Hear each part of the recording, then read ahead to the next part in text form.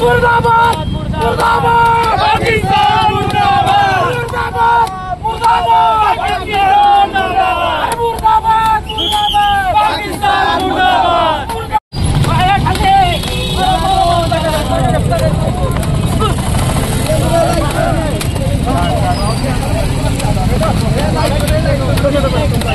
मुर्दाबाद मुर्दाबाद पाकिस्तान मुर्दाबाद मुर्दाबाद मुर्दाबाद पाकिस्तान मुर्दाबाद मुर्दाबाद मुर्दाबाद पाकिस्तान मुर्दाबाद।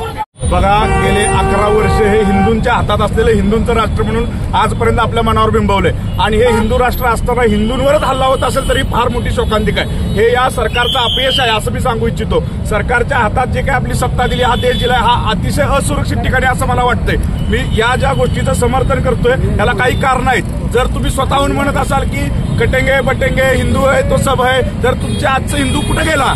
आज आम्हाला जात विचारून नाही मारलं, आमचं राज्य विचारून नाही मारलं, आमचा धर्म विचारून मारलंय। तर त्यावेळेस हे सगळे जे कोणी आहेत जे स्वतःला हिंदुत्ववादी म्हणून घेतात किंवा आम्ही हिंदू सरकारचं किंवा हिंदू राष्ट्राचं आम्ही समर्थन करतोय असे म्हणणारे लोक आज मागं काय आहेत? आज त्यांनी साक्षीनं पुढे यावं आणि करारा जबाब दिलाच पाहिजे, घुसून मारलं पाहिजे पाकिस्तानला, हे आमचं सांगणं आहे। आणि जर सैन्यबळ कमी पडत असेल तर या आमचे सगळे उद्धव बाळासाहेब ठाकरे नावाचे शिवसैनिकांना सामोरं घेऊन त्याला आमची तयारी आहे। माझी तुमच्या माध्यमातून प्रशासनाला विनंती आहे, जर तिथं सैन्यबळ कमी पडलं तर आमची नावं लिहून घ्या, आम्ही देशासाठी प्राण देऊ आणि घेण्यासाठीही पुढे सरकू, हे निश्चित आता मी तुम्हाला सांगू इच्छितो। फेल्युअर आहे असं वाटतं काय? त्या ठिकाणी एकही सैनिक किंवा कुठलेही पोलीस इतक्या मोठ्या 2000च्या संख्येने त्या ठिकाणी पर्यटक होते, कुठलेही पोलीस किंवा सैनिक दल नव्हतं। इंटेलिजन्स फेल्युअर आहे का? काय निश्चित इंटेलिजन्स फेल्युअर आहे का? तर आहेच आहे।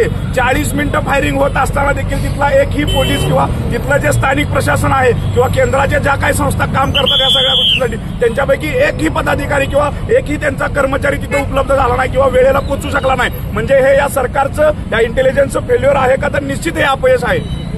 काश्मीरमध्ये झालेल्या पहलगाममध्ये आज आमचे हिंदू विचारून डोक्यात गोळ्या घालून मारणारे भिकारी औलादी पाकिस्तान, आज आमच्या हिंदू 28 जण मारले गेले।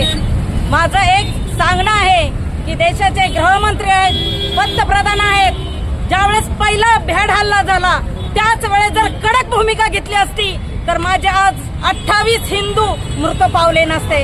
आज जे 28 हिंदू मृत पावलेत, आज कुणाची आई गेली, कुणाची बहीण गेली, कुणाची नवरा गेला, प्रत्येकाचे संसार उघड्यावर आले आणि हे जर उघड्यावर येणारे संसार थांबवायचे असते तर त्याच वेळेस पंतप्रधानांनी निर्णय घ्यायला पाहिजे होता। अरे पाकड्यानो, तुम्ही उघड भिडा। आज चिमूटभर पाकड्यांनी आज 4थी ते 5वी वेळ आहे आपल्या हिंदुस्थानवर हल्ला करायची आणि सरळ आमचे गृहमंत्री साहेब शांत आहेत। आज 28 जणांना श्रद्धांजली वाहताना कार्पेटवरनं चालत गेले आणि चप्पल पायात घेऊन भावपूर्ण श्रद्धांजली वाहिली। अहो साहेब, तुम्हाला ही गरजच पडली नसती हो भावपूर्ण श्रद्धांजली व्हायची। ज्यावेळेस पुलवामा इथं हल्ला झाला त्याच वेळेस का ठोस निर्णय घेतले नाहीत? त्याच वेळेस का ठोस तुम्ही हे घेतले नाहीत? ते जर घेतले असते तर आज आपल्या देशावर ही वेळच आली नसती।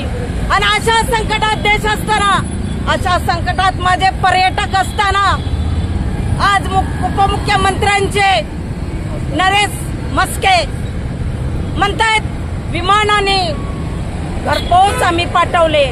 अरे तुमच्यावर मीडियामध्ये तुमचा मोठीपणा दाखवण्यासाठी तुम्ही सांगता का पहिल्यांदाच विमानात बसले? अरे लाज वाटायला पाहिजे असं वक्तव्य करताना, असं बेताल वक्तव्य करताना आज तुम्ही जाहिरात करता का? अरे ते पर्यटक कुठल्या टेन्शन मध्ये आहेत? आज त्यांच्यावर इतका दुःखाचा डोंगर ढासळलाय, त्यांच्या बोबडी वळाल्यात, त्यांच्या तोंडचं पाणी पळालंय, घरं उद्ध्वस्त झालेत, कुटुंब प्रमुख गेलेत, त्या कुटुंबाने काय करायचं? आज तुम्ही काय देताय त्यांना? एक हार वाहून भावपूर्ण श्रद्धांजली। अरे त्यांचं आयुष्य कसं ते जगणार? दरवेळेसच हे जर असं होत असेल तर साहेब तुम्ही नेमकं करताय काय? जर जमत नसेल तर राजीनामा द्या।